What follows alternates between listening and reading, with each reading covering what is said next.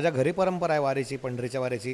अ, या सिनेमाच्या वेळेस एकदम कशी क्युरिओसिटी होती, काय एक्साइटमेंट होती? राजस सुकुमार मदनाचा पुत. हाय हॅलो नमस्कार. खटपटीचा आर जे प्रशांत तुमच्यासोबत आहे आणि अभंग तुकाराम हा खास मूवी आपल्या सगळ्यांच्या भेटीला येत आहे येत्या 7 नोव्हेंबरला. आणि अवधूत सर आपल्या या सिनेमामध्ये त्यांनी संगीत आहे गायन केलेलं आहे. आणि अवधूत सर असल्यावरती म्हणजे काही विषयच नाही, खूप वेगळं काहीतरी लेवलला आपल्याला पुन्हा ऐकायला मिळणार आहे आणि ते ऐकतोही आपण. सर नमस्कार, आपलं या चॅनलमध्ये तुमचं स्वागत आहे. तर एकंदरीत अष्टकामध्ये तुम्ही मला पहिल्यापासून भरपूर आवडताय, इतकं वेगवेगळं काय काय ऐकायला मिळतं आहे आणि जे पहिल्या सिनेमापासून आलेलं आहे ते आत्तापर्यंतही चालतं आहे. तर या सिनेमाच्या वेळेस एकदम कशी क्युरिओसिटी होती, काय एक्साइटमेंट होती आणि कसं काम झालं आहे हे सगळं एकंदर? सर्वप्रथम सगळ्यांना रामकृष्ण हरी.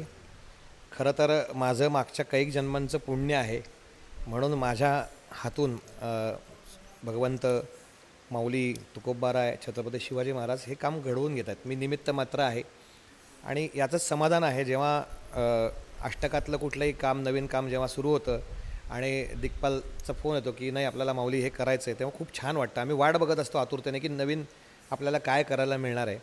संत ज्ञानेश्वरांची मुक्ताई हा चित्रपट जेव्हा करायचा ठरला, त्याआधी ज्ञानेश्वर माऊली मालिका केली. त्या मालिकेमध्ये मला नामदेव महाराजांची, संत शिरोमणी नामदेव महाराजांची भूमिका करायला मिळाली महत्भाग्याने.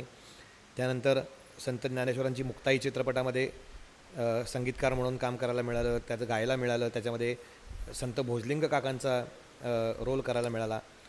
या सगळ्या महत्भाग्याच्या गोष्टी. त्याचप्रमाणे काय आहे, ही सद्गुरूंची जी कृपा आहे ती इतकी अखंड, अविरत आणि अफाट आहे की जगद्गुरू तुकाराम महाराज जे या भागवत मंदिराचा कळस आहेत आणि त्यांचं हे वर्ष यंदाचं जगद्गुरू तुकाराम महाराजांचं 375वं सदेह वैकुंठगमन वर्ष आहे. त्यानिमित्ताने ते औचित्य साधून हा चित्रपट निर्माण झाला.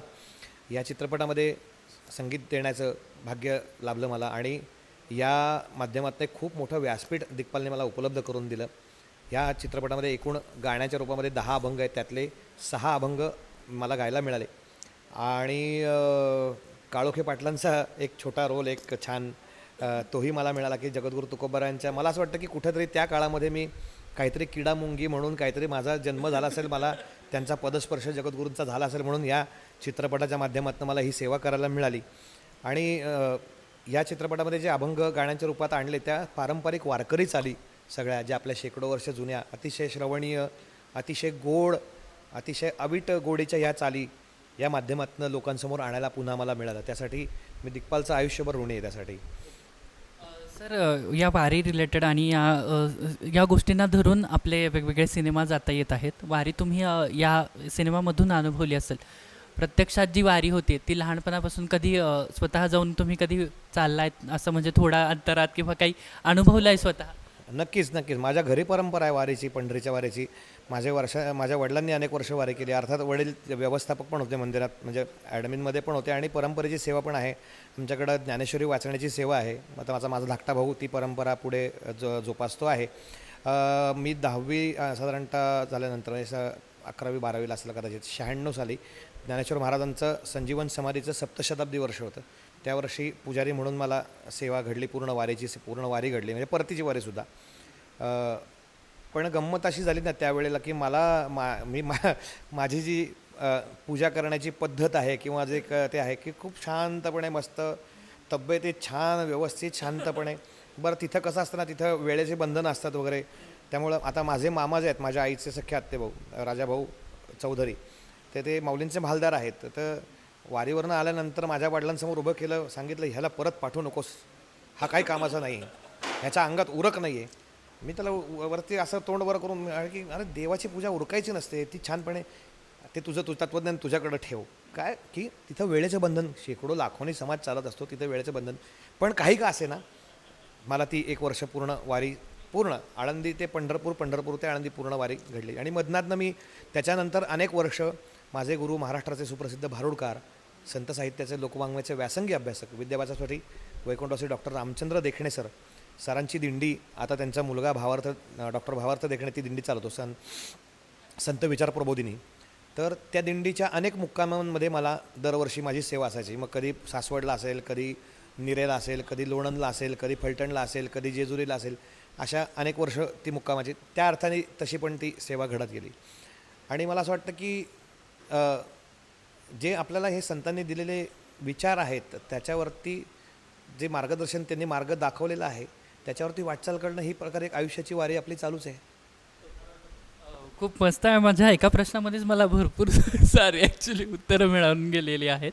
तरी पण मला हे विचारायला आवडेल, सिनेमाच्या निमित्तानं आपल्याला वेगवेगळं पोशाख आपला जो काही आहे तो आपल्याला परिधान करता आला. आम्हा पत्रकारांना पण त्यानिमित्ताने ते वेअर करता आलं. तर मला विचारायला आवडेल, एकंदरीत तुम्हाला कोणत्या गोष्टींमध्ये जास्त इंटरेस्ट आहे? आत्ता जरी आपण शर्ट पॅन्टवरती बसलेलो आहे ते कामाच्या निमित्ताने, पण एकंदरीत त्या गोष्टी तुम्हाला म्हणजे मूवीमुळे घालाव्या लागल्या तर आवडू लागलं का ते? नक्कीच नक्कीच. आता माझा काळोखे पाटलांचा जो पोशाख होता तो त्या काळातले जे संशोधन करून कशा पद्धतीचा आहे. मला मुळातच पारंपरिक पोशाखांची पहिल्यापासून आवड आहे. मी गंमत सांगतो, मी अनेक वर्ष धोतर आणि हे घालूनच वावरत होतो अनेक वर्ष. आत्ता कसं थोडं एक हे म्हणून, पण मला मी जेवढा या पोशाखात कम्फर्टेबल आहे तेवढाच जास्त कम्फर्ट मला त्या पोशाखामध्ये पण आहे आणि मला त्याची कुठलीही लाज नाही आहे. आणि इवन मला सॉरी पण मला त्याच्यापेक्षा हेही म्हणायला आवडेल, आपण या जीन्स आणि टी शर्टपेक्षा धोतरमध्ये जास्त चांगले दिसतो. 100%. आणि मुळात गंमत सांगू का, माझा एक अनुभव असा आहे, एक ऑब्झर्वेशन असं आहे की ज्या वेळेला माझ्या अंगावरती वारकरी पारंपरिक पोशाख येतो त्यावेळेस माझी बॉडी लँग्वेज आपोआप बदलते. माझं शरीर जे आहे, माझं मन जे आहे ते काही मर्यादा आपोआप सांभाळू लागतं. मी ज्यावेळेस कार्यक्रमाच्या वेळेस जेव्हा मी फेटा बांधून बसतो त्याच्यामागं पण एक गंमत आहे. पूर्वी जेव्हा मी कार्यक्रम करायचो साधारणतः 2001-2 वगैरेच्या त्या काळामध्ये, आम्ही जेव्हा कार्यक्रम करायचो सलवार कुर्ता घालून मस्त चांगले असे कार्यक्रम असायचे. माऊलींच्या मंदिरामध्ये माझी सेवा होती आणि त्यावेळेला वारकरी संप्रदाय भूषण असणारे वैकुंठवासी हरिभक्तपरायण परमपूज्य सदानंद गुरुजी आळंदीकर, त्यांचं सिद्धेश्वर मंदिराच्या तिथे मागे त्यांची खोली होती. तर आम्ही कार्यक्रम झाल्यानंतर मंदिर परिक्रमा करून तिकडं गेलो तर तिथे गुरुजी होते, त्याचबरोबर ज्यांना शांतीब्रह्म ही उपाधी, एकनाथ महाराजांनंतर समाजाने ज्यांना शांतीब्रह्म ही उपाधी दिली असे शांतीब्रह्म मारुती महाराज कोरेकर होते. संप्रदायातली अशी ज्येष्ठ मंडळी होती. आम्ही गेलो, नमस्कार वगैरे केला. आता माझ्या पिढ्यांपिढ्यांना पाहिलेलं त्यांनी, माझ्या पणजोबांपासून सगळ्यांना पाहिलेलं. मला म्हणले, अरे अवधूता, ते तुझं गाणं बिणं सगळं ठीक आहे म्हणले, पण हे शोभत नाही तुला. मला थोडंसं ते वाटलं. म्हटलं काय असं म्हणले, अरे तुझे पणजोबा फेटा बांधून भजन करायचे, फेटा बांधून भजन कर. मला सुरुवातीला ते म्हणलं काय हे फेटा बांधायचा, भजनात कुठं फेटा बांधायचा. पण ज्या वेळेला मी प्रत्यक्ष ते परिधान केलं ना, माझ्यामध्ये मला सांगताना अंगावर काटा आमूलाग्र बदल झालेला जाणवला. मला ती पॉझिटिव्हिटी जाणवली. मला तो एक ऑरा माझा अजून पॉझिटिव्ह झाला आणि खूप छान पद्धतीनं मग ते मला ते सादर आता त्यामुळे मी ते कंटिन्यू करतो. भारतभर मी अनेक नॅशनल इंटरनॅशनल फेस्टिवल्समध्ये मी पारंपरिक हे सगळं सादर करतो, त्याबरोबर पोशाखही पारंपरिक.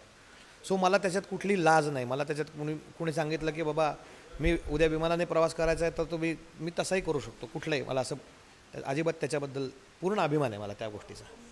खूप मस्त आहे ते. आणि मला याच्यामुळं मला देखील वारीमध्ये आपल्या या सिनेमामुळे तर मला ते परिधान करताच आलं. पण एक वर्षी मला खास ऑफिशियल पेजवरती देहू संस्थेच्या अँकर म्हणून काम करता आलं, तेव्हा देखील मला या गोष्टी वारीमध्ये आपलं धोतर वगैरे नेसून मस्त हे करता आलं. सो माझा एक्सपिरियन्स खूप मस्त होता. इतकी सुंदर गाणे सर तुम्ही गायलेत. मला 2 लाईन्स तुमच्या आवडीचे ऐकायला आवडतील. नक्कीच ऐकणार, पण त्यापूर्वी मला सांगायला आवडेल, आता तुम्ही अनुभव घेतलेला आहे हा, की दिग्पालचं एक वेगळं वैशिष्ट्य आहे. नुसता तो एक दिग्दर्शक किंवा सिनेमे करणं, एक बाबा कारखाना लावला आणि त्यातनं प्रॉडक्ट बाहेर काढले असं नाही आहे. त्याच्यामागं एक खूप दृढ निश्चय आहे, दृढ संकल्प आहे, एक चांगला विचार आहे समाजामध्ये चांगल्या गोष्टी पोचवण्यासाठीचा. आणि हा एक म्हणजे धंदेवाईक दृष्टिकोन नाही आहे. आणि त्या माध्यमातून तुम्हाला प्रचिती जेव्हा येते, जेव्हा कुठल्याही आपल्या चित्रपटाचं प्रमोशनल ॲक्टिव्हिटी होताना त्या ठिकाणी ती झालेली आहे. सुभेदार चित्रपटाला त्यावेळेस आपण सिंहगडावरती गेलो होतो. शिवरायांचा छावा चित्रपटाला त्यावेळेस आपण सगळे रायगडावरती गेलो होतो. त्यामुळं ज्ञानेश्वरांची मुक्ताईच्या वेळेस आपण तो सोहळा आळंदीमध्ये मंदिरात केला ज्ञानेश्वर महाराज संस्थान कमिटीच्या सहकार्याने. आणि काय ती अनुभूती होती. मला आठवताना की माऊलींच्या गाभाऱ्यातनं स्वतः ज्यांनी माऊलींचं पात्र साकारलं आहे तो माऊलींच्या वेशात गाभाऱ्यातनं लोक रडले. मी स्वतः आमच्यासाठी स्वतः सर म्हणजे तुमचा तो इतका सुंदर आवाज, तिथले ती एनर्जी, आणि आम्ही देखील म्हणजे शॉकिंग होतो बिकॉज हे आमच्या पत्रकारांना सगळ्यांना सरप्राईज होतं. आणि म्हणून तर आणि तुकाराम महाराजांचं हे कॅरेक्टर रिव्हील हा जो आपण सोहळा केला देहूच्या मंदिरात महाराजांच्या गाभाऱ्यातनं, मला काटा येतो अंगावर. हे त्यालाच सुचू शकतं, ह्याच्यामागं कुठलाही व्यावसायिक दृष्टिकोन नाही, ह्याच्यामागं भक्ती आहे. कारण ह्या ज्या भूमिका समाजामध्ये जनमानसाच्या हृदय सिंहासनावरती विराजमान आहेत, त्यांचं तुम्ही कॅरेक्टर लॉन्चिंग तुम्ही 5 स्टार हॉटेलमध्ये कसं करू शकता? नाहीच करू शकत. ते त्याच ठिकाणी करणं जास्त समयोचित राहील. आणि ते तेव्हा जसं झालं त्याच्यानंतरच्या ज्या लोकांच्या प्रतिक्रिया होत्या त्या खूप बोलक्या होत्या. आणि म्हणून मला ते एक मुद्दाम तुम्हाला सांगावं वाटलं की हे दिग्पालचं वैशिष्ट्य आहे. आणि या अभंग तुकाराम गाथा कथा संत तुकाराम महाराजांच्या गाथेची या चित्रपटामध्ये 10 अभंग जे आहेत फार सुंदर पद्धतीने आले. तर ते त्यातला एक अभंग मला गायला मिळाला. मला कधीही स्वर्गीय आनंद मोडक काकांबरोबर काम करता नाही आलं, पण त्यांचाच कंपोज केलेला, त्यांचाच संगीतबद्ध केलेला अभंग जो चंद्रकांत काळे सरांनी गायला आहे, तो मला या चित्रपटाच्या माध्यमातून गाऊन ती माझी इच्छा पूर्ण झाली. तर तो अभंग त्या 2 ओळी तुमच्यासमोर सादर करतो.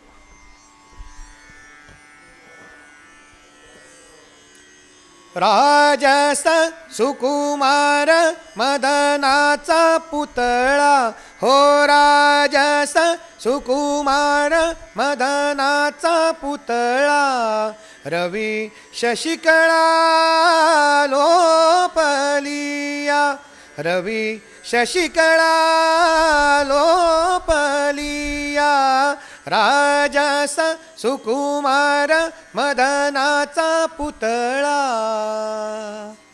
आणि मला एक गोष्ट सांगायला आवडेल, हा अभंग रिक्रिएट करताना आमचा तालांचा जादूगार या सर्व अभंगांचा रिदम अरेंजर माझा मित्र नितीन शिंदे याने जी काय कमाल केली, सगळ्या टीमने जी काय कमाल केलेली आहे, तर हा अभंग पण तुम्ही अभंग तुकाराम या चित्रपटाचा ज्यूक बॉक्स पण अवेलेबल आहे सर्व ऑडिओ प्लॅटफॉर्मवरती, तुम्ही नक्की ऐका.